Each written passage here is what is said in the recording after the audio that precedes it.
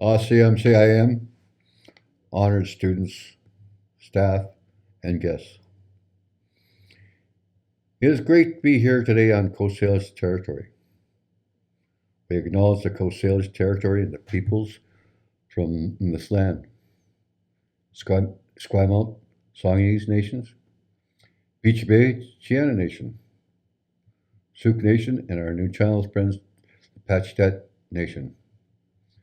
The Souk School District works alongside these nations as you, our students, are from these territories.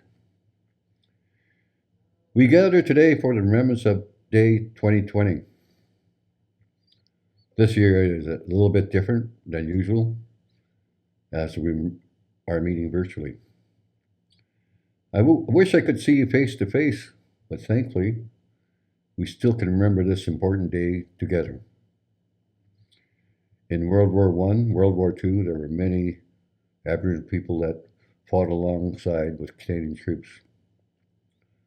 The Aboriginal people, Inuit, Métis, and First Nations, participated in all theaters of the war, from snipers to code breakers to nurses to rangers.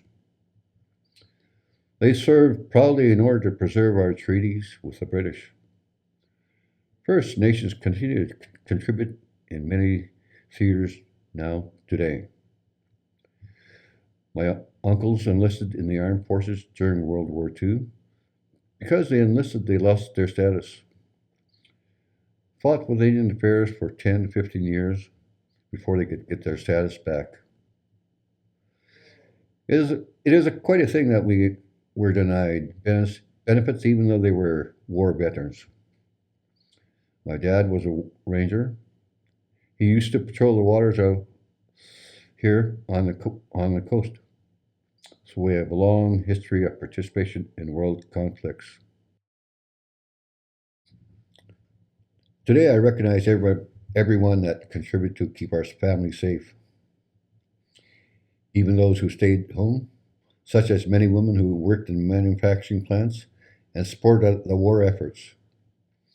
It's important to reflect with each other on our shared history. Lest we forget, Hajka, Glako, Masi, Hawa. Thank you, Elder Chips. Welcome to the virtual Belmont Remembrance Day Assembly. Today we acknowledge the sacrifices made in war by Canadian soldiers and soldiers from around the world fighting for freedom and the challenges peacekeepers face every day. Before we start, I would like to remind us all that this is a formal event. Even though we are in our classrooms, we ask that you take the time today and on November 11th at 11 a.m. to reflect on what Remembrance Day means to you. To me, it means many things.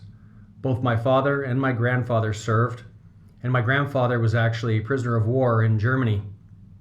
He was missing in action for over 4 years, and my father and the rest of his family felt that he had passed away until one day there was a knock at the door. I still speak to my dad, who's 91, about this time. At this point, we'll now have our student MCs, Kyla, Stephen, Aisha, and Ida, lead our virtual assembly.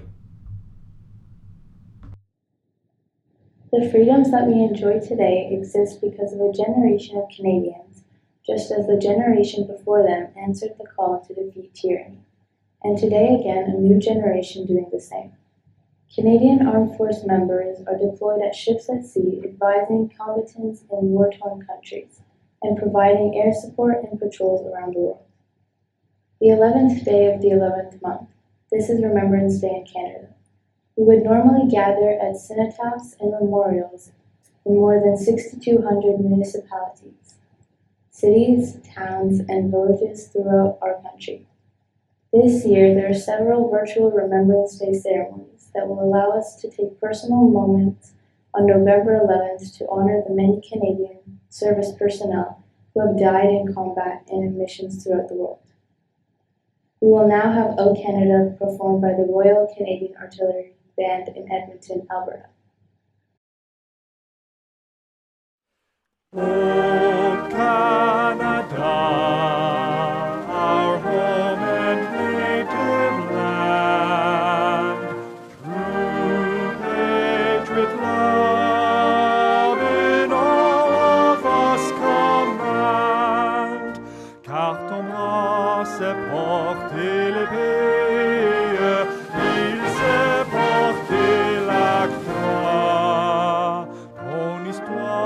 est une épopée des plus riants exploits. God keep our land glorious and free. Oh, Canada, we stand on God for thee. Oh, Canada, we stand on God for thee.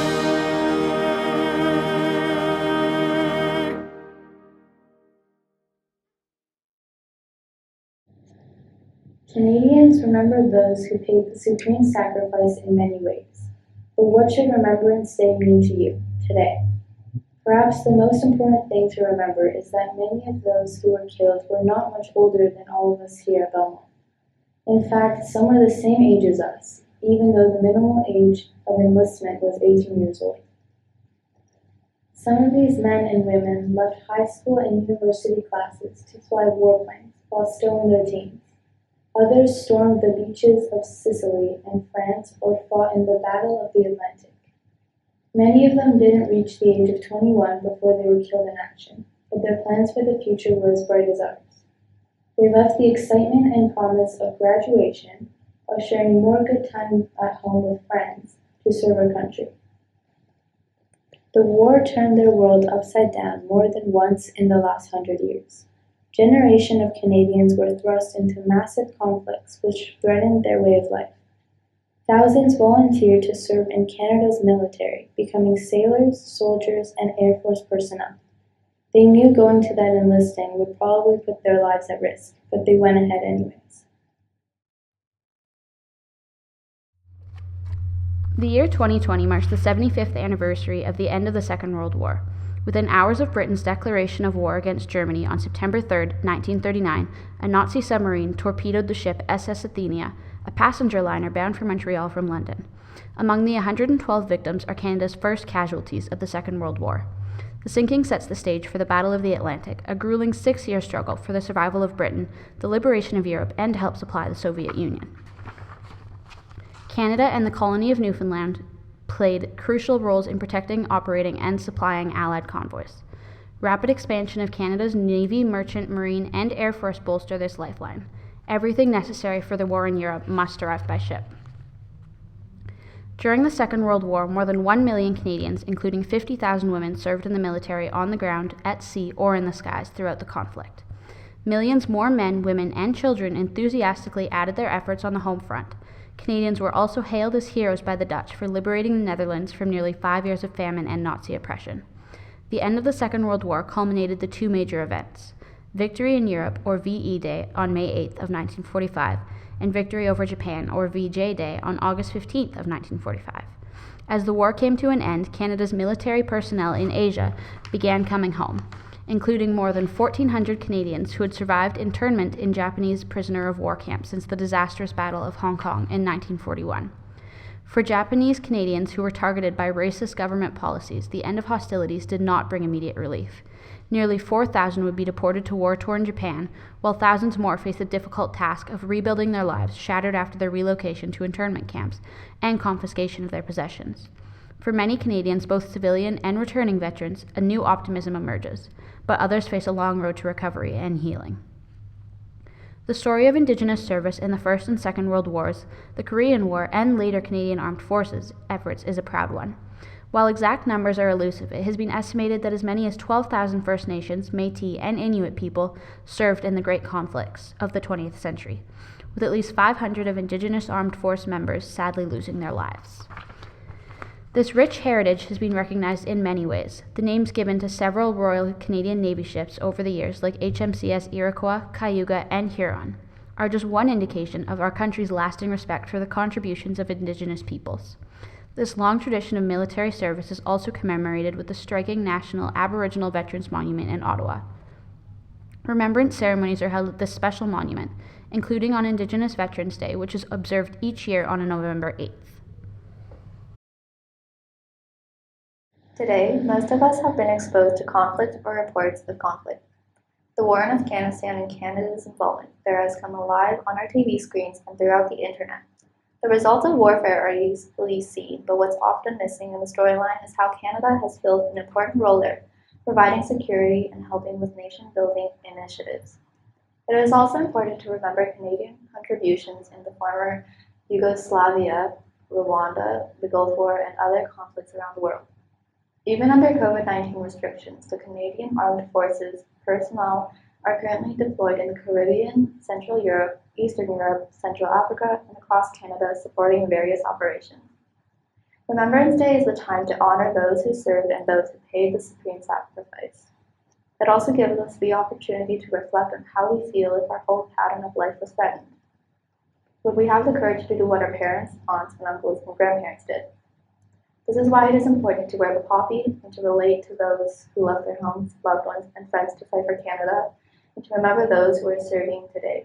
But above all, we must remember those who did not return.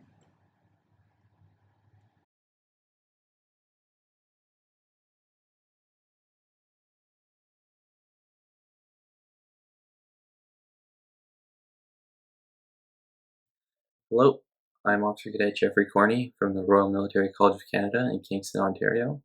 My family, I'm the fourth generation to serve in the Canadian Armed Forces. I was also a graduate from Belmont in 2019 and a member of the Belmont Music Department. I was also an Army Cadet for 7 years at 2483 Princess Patricia's Canadian Light Infantry Royal Canadian Army Cadet Corps in Esquimalt, BC. Today, I'm here to talk to you about what Remembrance Day means to me. To me, Remembrance Day is about honoring the generations of Canadian Armed Forces members who have served during times of war, conflict, and peace in the past and the present. It's about honoring those who made the ultimate sacrifice of losing life and limb to protect and gain the rights, freedoms, and securities we now enjoy as Canadians. So, with that being said, I'd encourage everyone on November 11th at 11 o'clock to take a moment of silence to honor all military members who have served and those who are continuing to serve our great country, lest we forget. Miss Dawson and the Belmont Concert Choir have recorded the Quaker hymn, Come and Find the Quiet Center. The lyrics of the song reads, clear the chaos and the clutter, clear our eyes that we may see. All things that really matter, be at peace and simply be.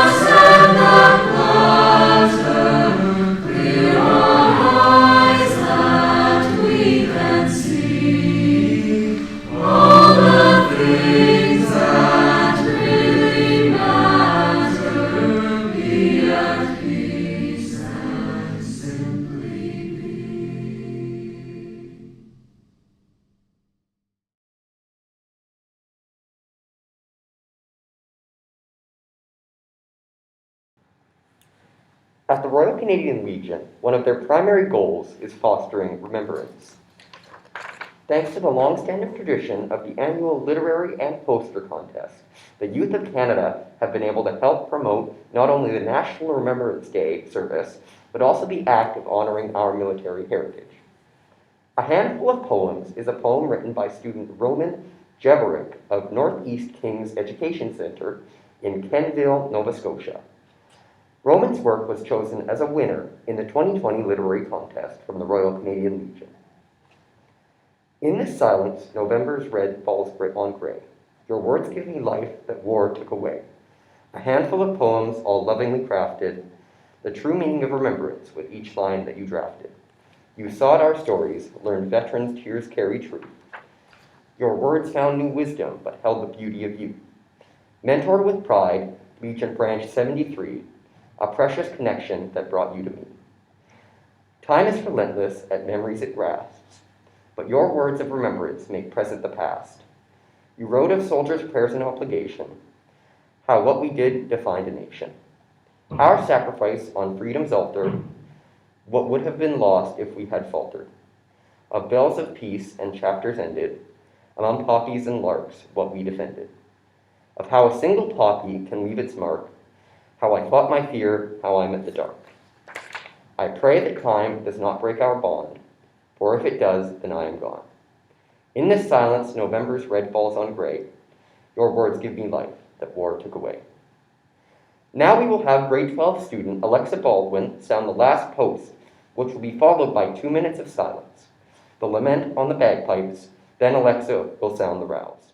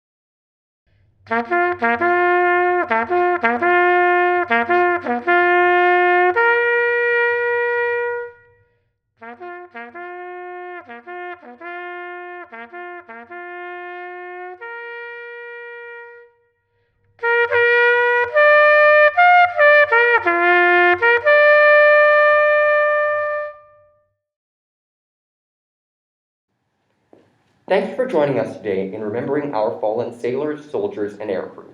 Please take the time on November 11th to have your own personal reflection.